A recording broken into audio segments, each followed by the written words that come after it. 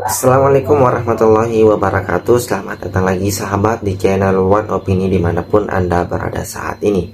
Pada video kali ini kita akan membahas di mana debat panas antara Rosuryo dengan penasehat Kapolri, yang dimana Rosuryo ini sok-sokan mau ajarin kepada penasehat Kapolri soal perbedaan perdata dan pidana. Di saat itu pula penasihat Kapolri mempermalukan, menskat mat habis-habisan Rosuryo, dan raut wajahnya kelihatan panik, dan Rosuryo kala itu meminta bantuan kepada pakar hukum, malah dipermalukan balik sama sahabat. Nah, bagaimana videonya? Kita nonton sama-sama berikut ini.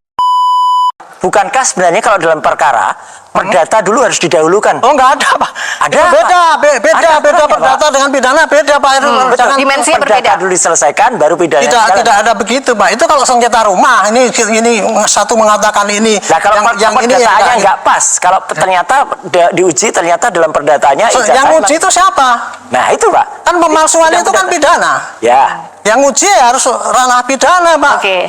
Dari mulai penyidikan, mencari bukti-bukti yang ada, ya. Ini tadi kalau untuk kasus pidananya, maka penyidik akan mencari mana bukti-bukti yang menunjang bahwa itu asli. Ya. Pasti dicari dong dari saksi-saksinya, temannya Pak Jokowi, dari Universitas sana dan sebagainya, gitu.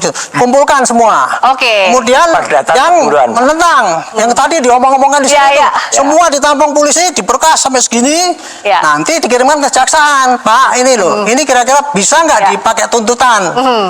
Nanti jaksa akan melihat, oh ini bisa. Oke. Di persidangan itulah, itu tadi yang diributkan di sini. Yang maksudnya tadi. Barreskrim atau Polda Metro atau sesuai dengan laporan yang masuk Kalau ke masing-masing? saya dulu Haryanto. pernah bikin perkap ya.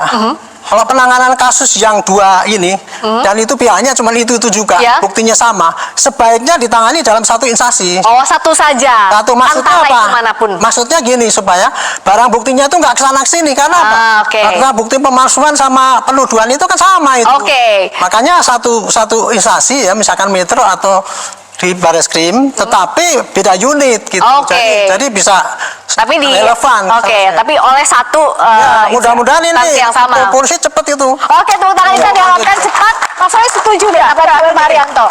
Justru jelas bahwa ada aturan, tanyakan deh ke Prof ya.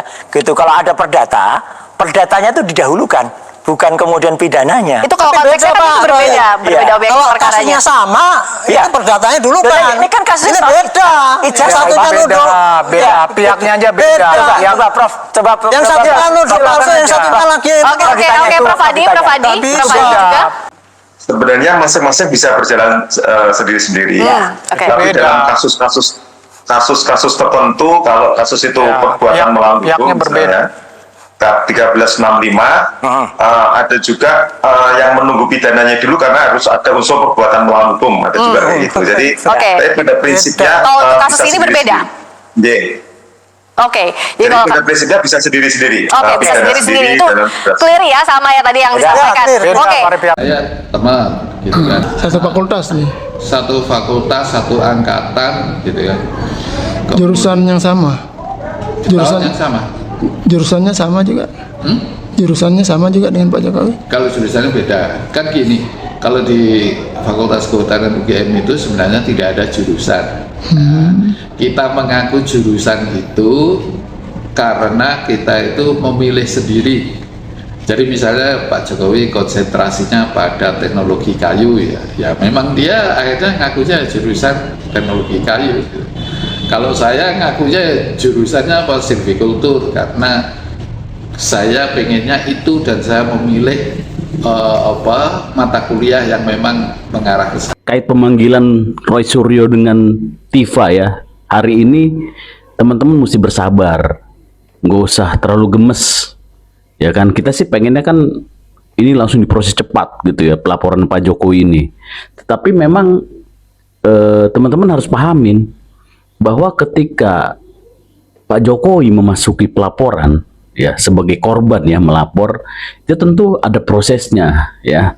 Yang pasti yang pertama prosesnya adalah pihak kepolisian akan melakukan yang namanya penyidikan pendahuluan gitu ya, makanya mereka dipanggil.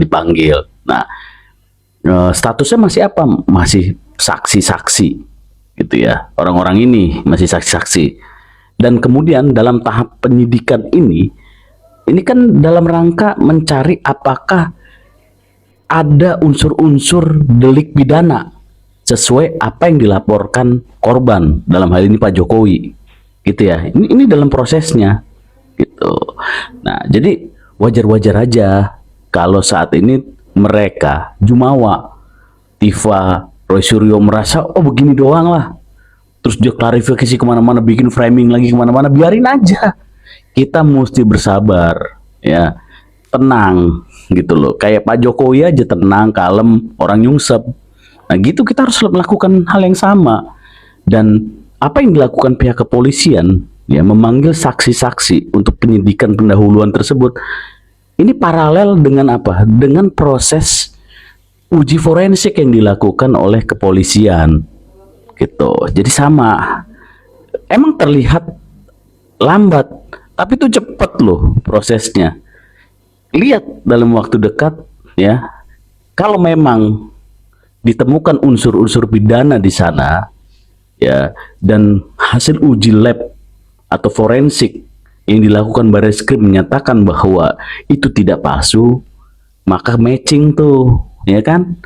Masuklah mereka, naik status mereka, dipanggil jadi tersangka. Amin. Nah, ketika masuk tersangka, maka diputuskanlah, ya kan, tangkap, proses pengadilan. Itu kan maunya teman-teman sama.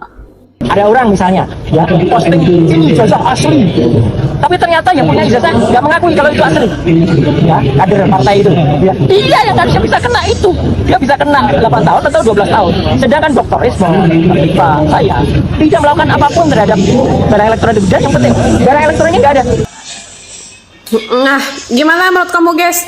Menurut keterangan Pak Roy Suryo sendiri, Pak Roy Suryo tidak bisa dikenakan pasal Undang-Undang ITE itu, ya.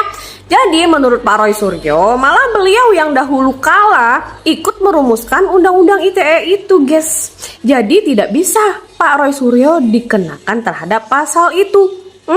Justru Pak Roy Suryo tadi menyinggung orang yang pertama kali mengupload gambar ijazahnya Pak Jokowi gitu. Nah itu harusnya orang yang pertama kali yang mengupload yang dikenakan pasal itu gitu. Ya guys, ngerti ya? Nah, yang berikutnya adalah keterangan emas-emasnya yang pertama kali mengupload itu. Emasnya bilang, tolong jangan tarik saya di pusaran hoax. Kayaknya ini sudah melebar kemana-mana ya. Tidak hanya antara mereka dan Pak Joko Widodo saja, tapi juga antara mereka dengan yang mengupload pertama kali. Ini kayaknya udah ada mulai praktek cuci tangan ya guys ya. Tolong kamu kasih rekomendasi deh guys. Kira-kira sabun atau deterjen apa yang terbaik untuk cuci tangan? Siapa orang paling enek di Indonesia saat ini? Nah, menarik ini. Siapa orang paling enek di Indonesia saat ini? Nah, enek itu apa? Enek itu kalau lihat orang ini pengen mutah. Itu enek. Siapa? Orang itu adalah Roy Suryo. Ya, jadi kalau ada orang Indonesia paling nek saat ini, dia adalah Roy Suryo. Kenapa? Ya karena dia ini apa ya? Menurut saya yang keluar dari mulutnya ini anfaedah ya. Nggak ada manfaatnya itu loh. Sama sekali nggak ada manfaatnya ya. Jadi ya berarti kan kalau kita ngikuti garbage in garbage out ya, kalau yang dikeluarkan sampah berarti yang ada di dalam dirinya ya sesungguhnya sampah itu. Ya, aduh ini ndak berhenti. Cuma pertanyaannya gini, kenapa ya kok dia semakin laris diundang di TV gitu? Hampir semua channel TV ketika mempersoalkan ijazahnya Jokowi ini selalu Roy Suryo yang diundang ya. Ya karena memang TV itu kan ngejar views ya, ngejar traffic ya. TV itu ngejar traffic sehingga cari kira-kira siapa gestar kalau diundang itu bisa mengundang traffic tinggi. Nah, kenapa Roy Suryo ini? Karena Roy Suryo ini masuk dalam kriteria untuk penerapan emosional marketing. Jadi TV itu menggunakan jurus emosional marketing. Jadi dia bikin acara yang kira-kira orang itu emosinya itu bisa disulut gitu. Karena itu orang kalau lihat Roy Suryo kan bawanya emosi aja. Ya, emosional marketing itu adalah marketing yang dibangun dari emosi dasar manusia. Emosi dasar manusia itu kan ada senang, sedih, ya, marah, takut, jijik gitu. Nah, kira-kira orang lihat Roy Suryo itu ya mungkin ada marahnya ya. Marah ya karena kenapa orang ini kok mempersoalkan hal-hal yang nggak penting gitu kan. Sedih itu karena ya dia ini intelektual, katanya intelektual tapi kok nggak mencerminkan intelektualitasnya, kok nggak muncul sama sekali. Kemudian jijik, ada jijiknya juga. Ya.